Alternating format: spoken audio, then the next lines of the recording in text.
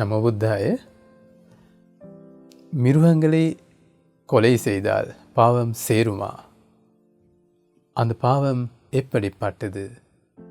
அதேபோல அந்த பாவம் எவ்வளவு தடவைகளாக எமக்கு துக்கம் தரும் அல்லது பலன் தரும்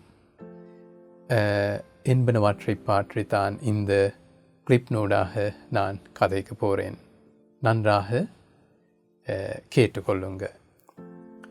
இதற்கு ஒரு கதை, புத்த பகவானுடைய காலத்தில் நடந்த ஒரு சம்பவத்தை பற்றி முதலில் நான் சொல்லியிருக்கிறேன்.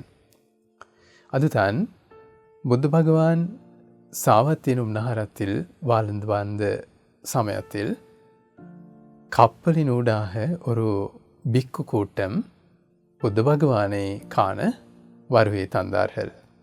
அவர்கள் கப்பலில் வந்து கொண்டிருக்கும் போது நடுக்கடலில் கப்பல் நின்றுவிட்டது. அங்கே நிறைய மனிதர்களும் பயணிகளும் இருந்தார்கள்.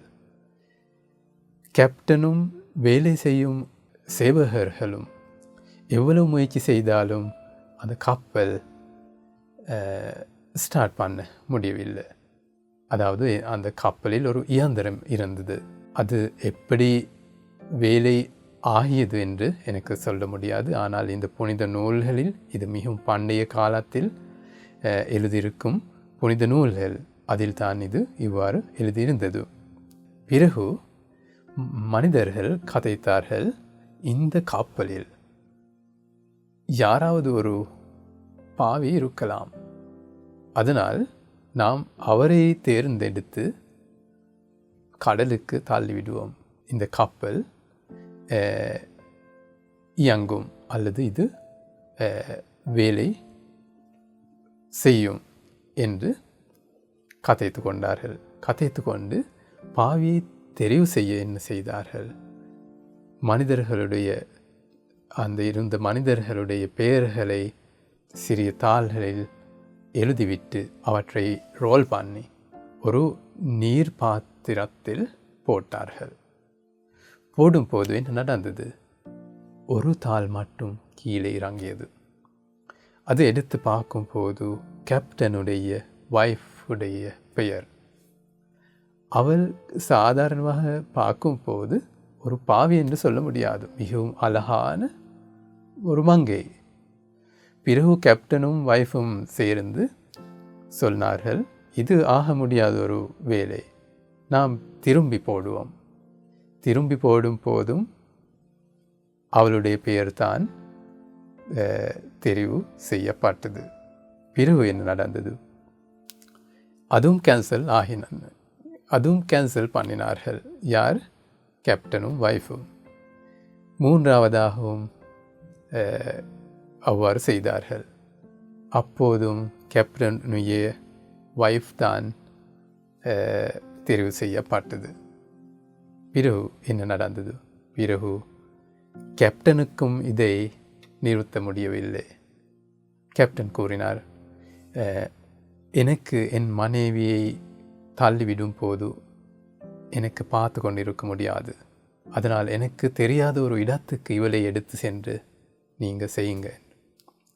பிறகும் மனிதர்கள் அவளை தெரியாத ஒரு இடத்துக்கு எடுத்து சென்று ஒரு சுமையை கழுத்தில் காட்டிவிட்டு அவளை கடலுக்கு தள்ளிவிட்டார்கள். அவ்வாறு செய்து பிறகு திரும்பி முயற்சி செய்யும் போது இயந்திரம் ஸ்டார்ட் ஆகியது. பாருங்க, பாவியார் அந்த மனைவி. பிறகு அந்த பிக் கூட்டம் சுகமாக கடலினூடாக வந்து அவர்களுக்கும் ஷாக். பிறகு புத்த பகவானை சந்தித்து சாவத் எனும் நகரத்துக்கே வந்தார்கள்.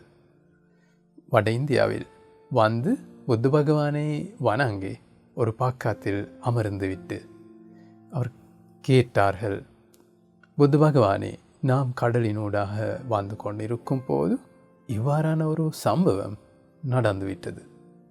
இதுக்கெல்லாம் காரணம் என்ன புத்த பகவானே என்று கூறும்போது, புத்த பகவான் முதல் வாழ்க்கைகளை பற்றி பார்க்க முடியும் ஞானம் இருக்கிறது தானே புத்த பகவானுக்கு. அந்த ஞானம்தான் புப்பே நிவாசானுசதி எனும் ஞானம். அந்த ஞானம் மூலம் புத்த பகவான் இவருடைய முதல் வாழ்க்கைகளை பற்றி பார்த்தார். அது மட்டும் இல்லை, புத்த பகவானுக்கு கர்மங்களை பற்றி இந்த காலத்தில் அதே போல இறந்த காலத்தில் எதிர்காலத்தில் ஏதாவது கர்மத்தை செய்தால் அதுக்கு பலன் எவ்வாறு கிடைக்கிறது, அதாவது கர்மவினை எந்த முறையில் எந்த இடத்தில் கிடைக்கிறது என்று பார்க்கக்கூடியதாக இருக்கும் ஞானமும் புத்த பகவானுக்கு இருந்தது. புத்த பகவான் இவளை பற்றி பார்த்து புத்த பகவான் கூறினார், இதற்கு முன்பு நீண்ட காலத்துக்கு முதலில் நடந்த ஒரு சம்பவம். நீண்ட காலத்துக்கு முதலில் ஒரு பெண் வட இந்தியாவில் இருந்தார். அவளும் இளமை காலத்தில் ஒரு வாலிப பருவத்தில் தான் வாழ்ந்தார்கள். திருமணம் முடித்து இருந்தார். இவளுடைய வீட்டில் ஒரு நாய்க்குட்டி வளர்ந்தது. அந்த நாய்க்குட்டி இவள் போகும் இடத்துக்கு பின்னே வரும். பிறகு நாய்க்குட்டி வளர்ந்தது. நாய்க்குட்டி அவளின் பின்னே போகும்போது இளைஞர்கள் அவளுக்கு கேலி செய்ய தொடங்கினார்கள். நீங்கள் ஒரு வேடன் போல, ஒரு வேடன் நாயையும் எடுத்து வேட்டையாட போல தெரிகிறது. உங்களுக்கு இறைச்சி கிடைத்தால் எங்களுக்கும் கொஞ்சம் கொடுங்க, அப்படியான கேலிகளை அடிக்கடி செய்தார்கள். செய்யும்போது இந்த வாலிப பருவத்தில் இருக்கும் பெண்ணுக்கு இது பெரிய வெட்கத்துக்கு காரணமாகியது. பிறகு தான் ஒரு பயணம் செல்லும் போது நாய் வரும்போது நாய்க்கு கல்களினால் அடித்துவிட்டு விரட்டி விடுவார். ஆனால் நாய் கொஞ்ச தூரம் திரும்பி அவளின் பின்னே ரகசியமாக போகும். பிறகு இது ஒரு தலைவலியாகத்தான் இந்த மனைவிக்கு இருந்தது. என்ன காரணம்? அந்த இளைஞர்களும் அடிக்கடி கேலி செய்வார்கள். பிறகு இவள் இதுக்கு ஒரு உபாய மார்க்கம் நினைத்தாள்.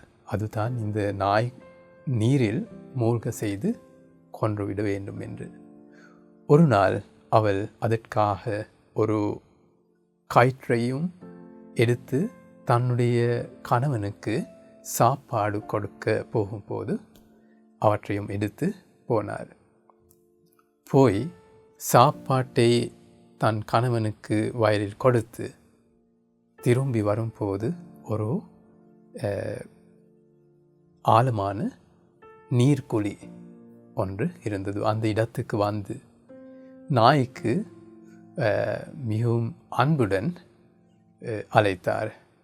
நாய்க்குட்டியே, என் குட்டியே, என்கிட்ட வாங்க என்று சொல்லும் போதே வாலை அசைத்து கொண்டு நாய் அவள் இருந்த இடத்துக்கு ஓடியது.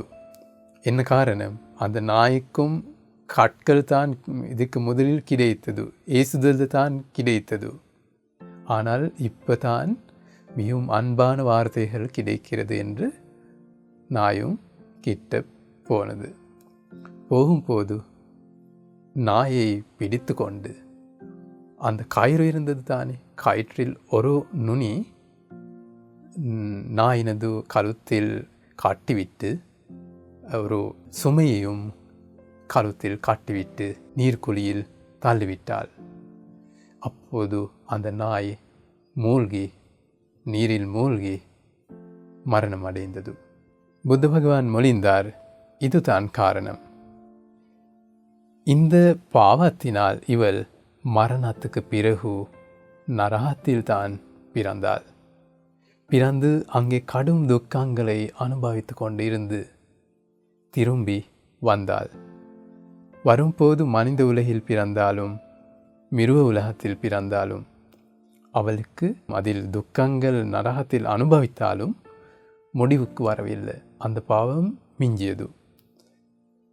பிறகு 99 முறைகளாக அந்த முறையிலேயே அவளுக்கும் மரணிக்க நேரிட்டது. 100வது முறை தான் அந்த பிக்குமார்கள் கண்ட சம்பவம். பாருங்க, நூற்றுக்கணக்கான தடவைகளாக எங்களுக்கு அந்த கர்ம வினை அனுபவிக்க நேரிடும். அது ஒரு மிருகத்துக்கு செய்து, சில நேரம் அது எனக்கு தெரியும், ஒரு கதையில், ஜாதக கதை ஒன்றில் இருக்கு, ஒரு ஆட்டின் கழுத்தை வெட்டிவிட்டு அந்த பாவத்தினால் செய்தவருக்கு 500 தடவைகளாக கழுத்தை வெட்டப்பட்டு மரணிக்க நேரிட்டது அதே பாவத்தினால். பாருங்க, மிருகங்களையும் கொன்றுவிட்டால் பாவம் சேர்கிறது. அது ஒரு முறை பலன் தந்து முடிவுக்கு வராது. அது 50 முறைகளாக பலன் தந்து முடிவுக்கு வராது. அது நூற்றுக்கணக்கான தடவைகளாக திரும்பி எங்களின் பின்னே வந்து எங்களுக்கு பலன் தரும். பாருங்க, இந்த சம்பவத்தில் 100வது முறையில் தான் கடலில் விழுந்து மூழ்கி இறந்தால் எங்களுக்கு சொல்ல முடியாது.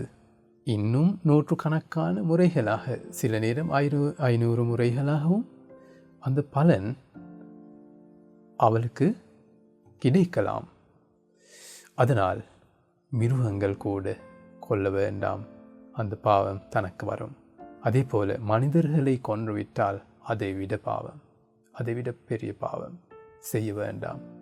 மனிதர்களுக்கும் இடையில் குணமுள்ளவர்கள், உத்தமர்கள் இருக்கிறார்கள். அவர்களை கொன்றுவிட்டால் பாவம் அதைவிடவும் மிகவும் அதிகம். அதனால் அது செய்ய நினைக்க கூட வேண்டாம்.